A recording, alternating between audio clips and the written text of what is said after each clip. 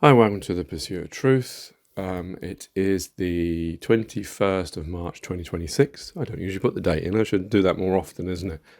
And this is about Iran and the US. And before, I laughed at Donald Trump's assertion of that he said that Iran now had weapons that could reach the UK. And a lot of people, thought back to obviously the weapons of mass destruction dossier in the Iraq-Afghanistan wars with Tony Blair and President Bush talking about weapons that could reach was it London in 45 minutes, weapons that they never found. Well, did they? I don't know, but apparently not. Well, they didn't tell us about them if they did find them. But yeah, so now that seems very familiar, but now Iran the news are reporting that Iran launched a missile from mainland Iran. It doesn't say where, but in the map they show it on the outskirt. I don't know if that's the only place where it could have come from, but I guess they want to do the minimum distance to Diego Garcia. I wrote a poem about that some years ago. I don't know if I ever put it on YouTube. I have to find it. But yeah, that is 2,400 miles away. There's no footage. I don't know how much independent. I tried to look on, because I like to just see what information, whether this was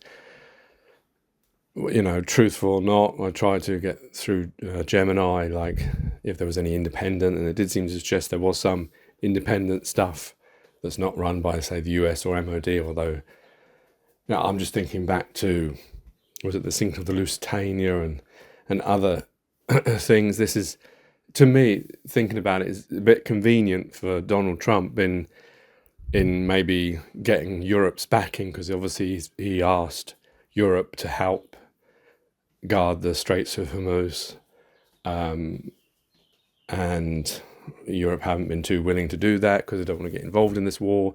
And now this has come along, which of course now, when I was watching it at home, it instantly came in my mind, oh look, they do have these weapons that can reach, and therefore they could strike London or even, wherever in the UK or even closer, Europe, France, Germany, etc.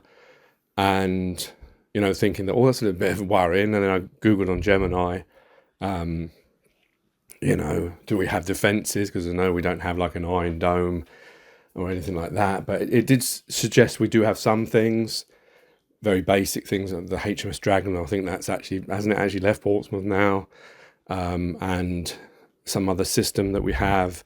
And of course, NATO, which it suggested would be probable that who would knock it out in the Mediterranean before it came. So, which is interesting because this military expert on Sky News makes it out like there's nothing we could do. I mean, maybe he's not technically lying. Maybe he's talking about the UK, but it's a little bit, with all his knowledge of NATO and all this stuff, then he should have, maybe quantified that, we don't have very many systems to knock it out, but obviously NATO would, and then we don't need to worry. So I'm wondering, is this an agenda? Is this so that we all, start backing, saying here to Sir Keir Starmer, the Prime Minister of the UK at the moment, who seems to be a bit against joining in, of like, other than he's given this space for the Americans to use, sort of to say, oh, you need to be fighting. Look, these Iranians, they could strike Europe now. It is true what Donald Trump was saying. And of course, I don't know, because I wondered, like, is there any other way? Could it have come from maybe a ship that was closer and it's not really got as far as possible? I don't know whose interest it would be in. Iran might live with the lie because they want to make out they are more dangerous. And that's more of a threat. You don't want to say that you're weak, is it, in a war? And, the Americans, could they have, done it? I know that's like, I've got no proof of that. But what I mean is that, and then I was worried, then I was saying to my wife that if it did happen, that they launched a missile, because it takes 15, 20 minutes, according to Gemini, to get from Iran to, say, London or the UK. It would pass through many different satellite systems, which apparently are operating 24/7, and they would, be alerted to it. But of course, it would be easy to sort of, pretend that, oh yeah, we don't normally look at that, and we got to it too late, and it lands in somewhere, and then of course that escalates everything, and that's right into the hands of Donald Trump, because obviously if Iran dropped a bomb on London or somewhere in the UK or even in Europe, that would immediately change the Europeans' attitude towards joining this conflict. The same way as, with how, the Americans were joined in the Second World War midway in. I don't know if that was Sinking of Lusitania or Pearl Harbor or both of those things. But I'm sure there's other conflicts historically where, things have happened which have been the cause of those the other people joining. So I'm going to play it to you so you can hear it, and then afterwards I'm going to hopefully talk to Gemini, and hopefully it'll speak out loud so you can hear it. Otherwise I won't read it out, so you can see that. Wait a minute. So my aspect is usually that these people, they're military experts. They must know about NATO. They must know about these systems. How is it Gemini can give me an answer about these systems, unless it's wrong, of course, and which, of course, I stand corrected. But let's just play it, and you'll hear. Good afternoon. The Ministry of Defense has described Iran as reckless after it launched 2 missiles at Diego Garcia in the Indian Ocean, where there is a joint UK-US military base. Neither of the missiles struck the base, which is used by American heavy bombers, but it is around 2,400 miles from Iran's coast, and the attack demonstrates the range of the country's missiles is much greater than was previously thought.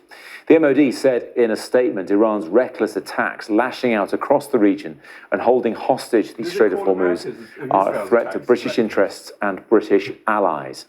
RAF jets and other UK military assets are continuing to defend our people and personnel in the region. The government's given permission to the US to use British bases for specific and limited defensive operations. I'm not sure which defensive operations the US... With me now is our military analyst, Sean Bell. Afternoon to you, Sean. Look, it seemed that people thought this kind of thing couldn't happen with Diego Garcia situated where it is. So perhaps a bit of a surprise.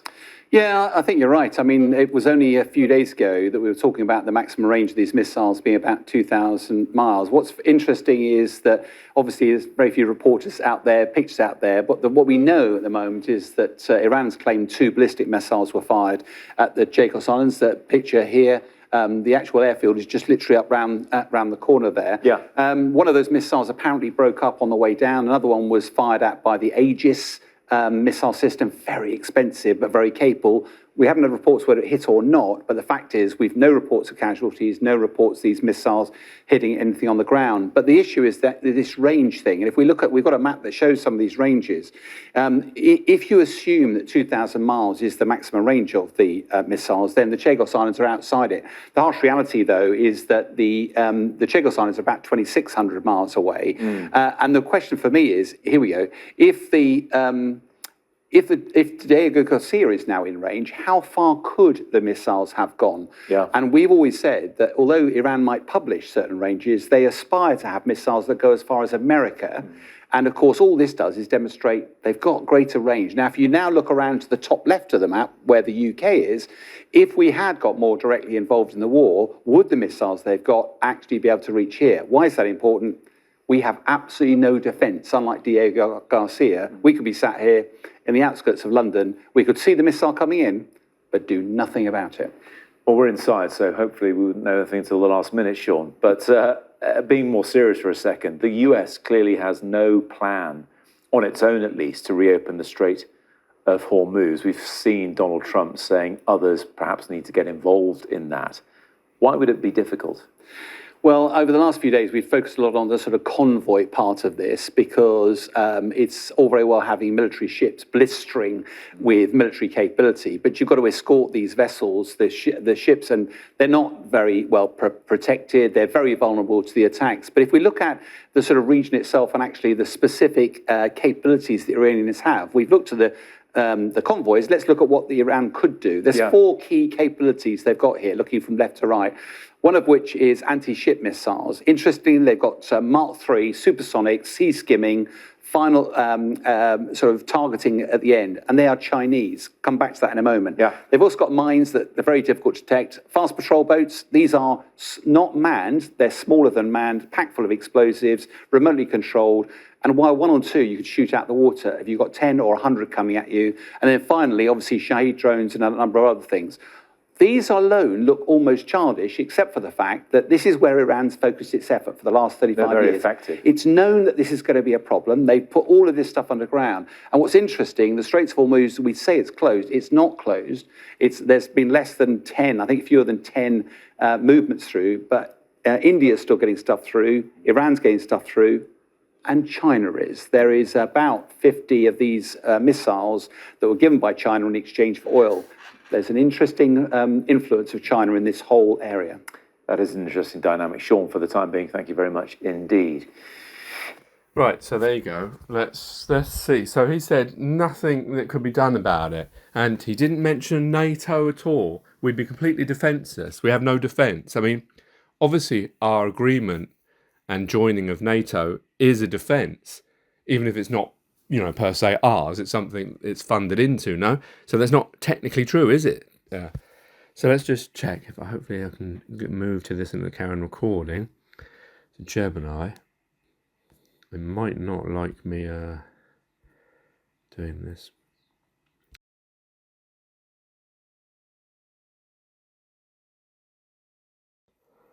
Are we still recording? Okay.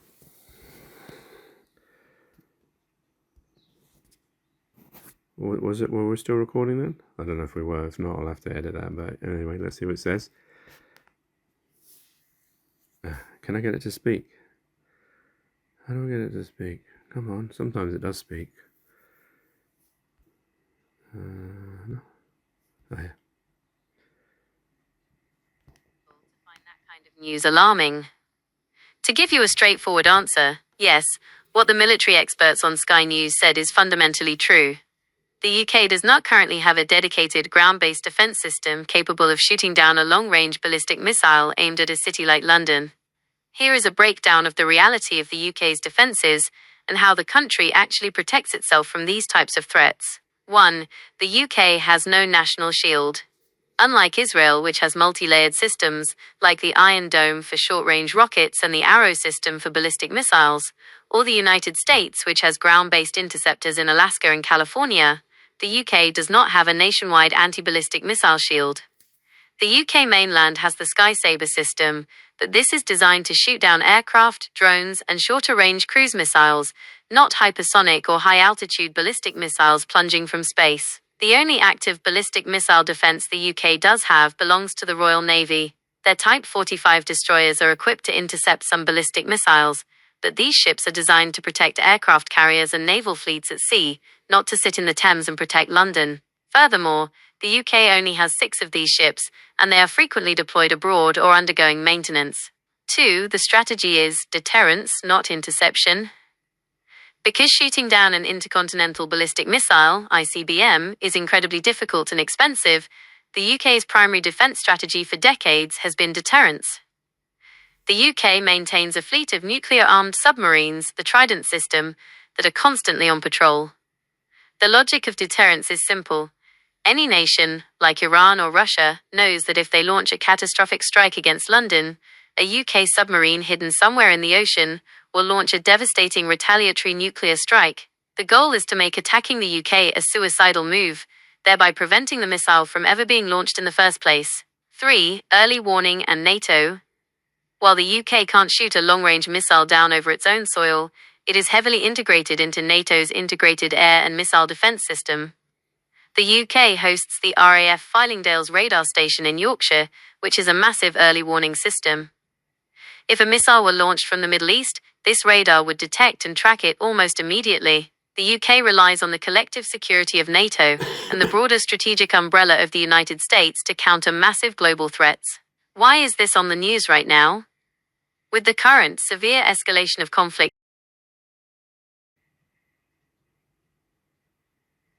it's analysing the query's intent and the current threat. So maybe technically he was right, but I mean, NATO is part of our defence, even if we don't specifically have it. So that is a great question, and the recent news about Diego Garcia is exactly why military experts are sounding the alarm so loudly right now. The attempted strike on the US-UK base at Diego Garcia proved that Iran has operational ballistic missiles capable of travelling 4,000 kilometres or more. London is roughly 4,400 kilometres from Iran. This means a strike on the UK capital is no longer a science fiction scenario, it is potentially within their physical reach. If Iran launched one of those intermediate-range ballistic missiles, IRBMs, directly at London, here is step-by-step what would actually happen.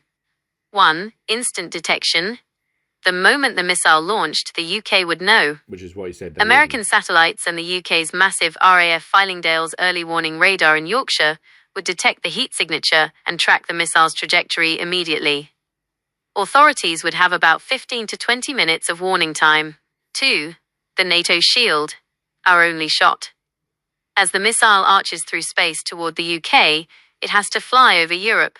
This is where our primary defense kicks in. NATO operates a missile defense system called Aegis Ashore with 2 major US-run bases located in Devesilu, Romania and Redzikowo, Poland. These bases are armed with SM-3 interceptors. The exact same type of interceptor the US warship just fired to defend Diego Garcia. As the Iranian missile passes over Eastern or Central Europe, the Aegis Ashore bases would fire SM-3s into space to try and smash into the missile during the mid-course of its flight. 3. The terminal vulnerability.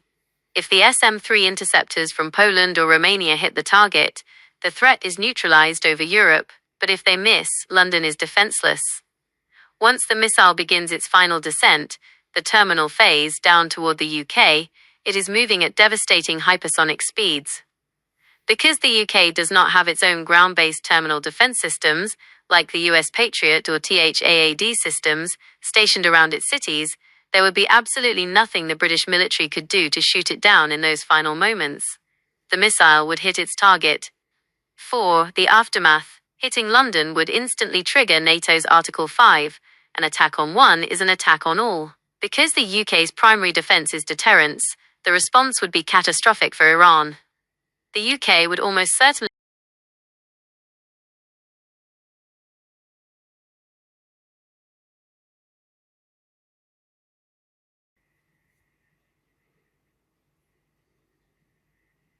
You've got a sharp eye for the news. You are exactly right.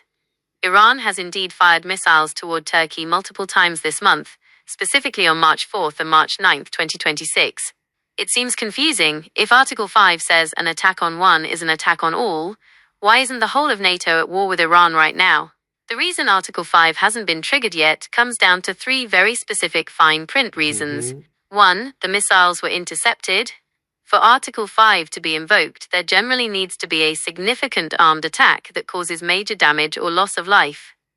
In the case of Turkey, NATO air defenses, including US ships and Spanish Patriot batteries, successfully shot the missiles down before they hit their targets.